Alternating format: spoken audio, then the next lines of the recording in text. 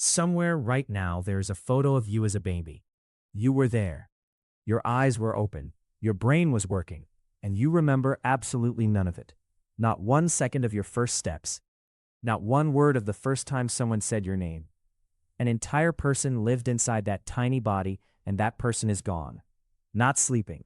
Not hidden. Gone. Most people assume the reason is simple. You were too young. Your brain wasn't switched on yet. That explanation feels obvious.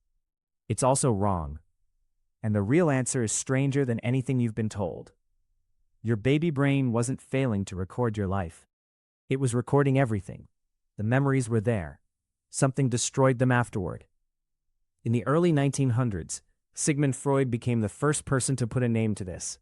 He called it infantile amnesia. He assumed children buried their earliest years on purpose, hiding something uncomfortable. He was wrong about why, but he was right that something was happening. Here's proof that babies can actually remember. In the 1980s, psychologist Carolyn Rovey Collier tied a ribbon from a baby's ankle to a mobile hanging above the crib. The babies figured out that kicking made the mobile move, and they loved it. When she brought the same babies back days later, they remembered instantly. They started kicking before she even touched the ribbon. 2-month-olds held on to that memory for days. 6-month-olds held on to it for weeks. So infant brains can learn. They can store information. They can recall it. But none of it survives into adulthood. Every trace disappears. For decades, nobody could fully explain why. The first piece of the answer is structural. Your hippocampus is the part of your brain responsible for turning a lived moment into a memory you can replay later. In adults, it works closely with the prefrontal cortex to file experiences away for the long term.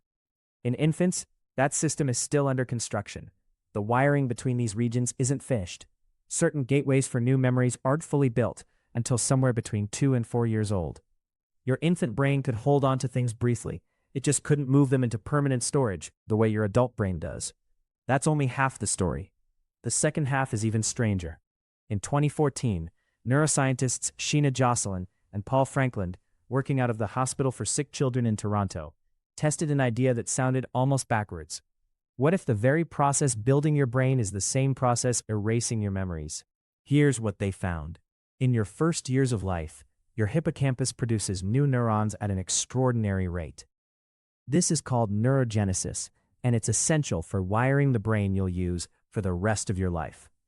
But every new neuron that gets added has to slot itself into circuits that already exist, including the circuits holding your earliest memories.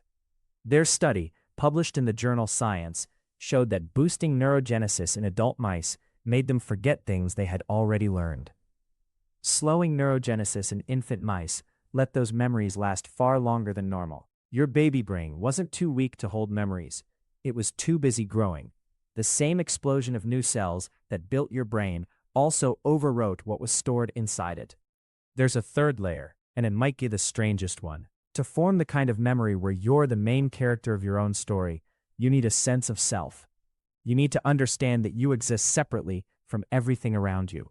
Psychologists Mark Howe and Mary Courage found that this sense of self doesn't fully switch on until somewhere between 18 and 24 months. The classic test is simple. Put a dot on a baby's nose and sit them in front of a mirror. Before 18 months, most babies reach for the mirror, not their own face. After 18 months, they reach for their nose. They finally recognize the reflection as themselves. That moment lines up almost exactly with the earliest age autobiographical memory can begin.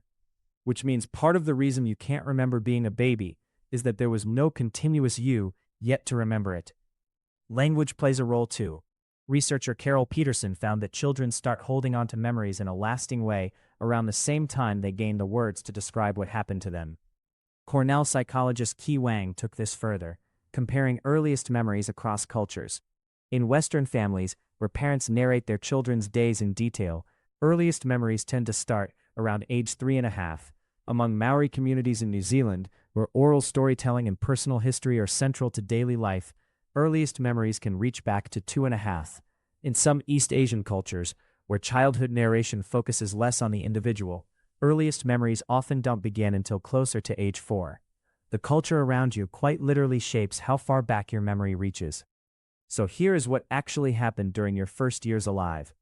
Your hippocampus wasn't ready to build permanent memories. The very neurons rewiring your brain tore down the circuits trying to hold on to what came before. You had no fixed sense of self to anchor experiences to, and no language yet to give them shape. It wasn't one missing piece, it was all of them, happening at once. Every person you have ever met carries the same gap, a stretch of their own life they lived through completely and will never be able to reach again. So the next time you try to remember being held as a baby, stop assuming your memory failed you. It didn't fail. It was simply too busy building the person who would eventually be able to remember anything at all.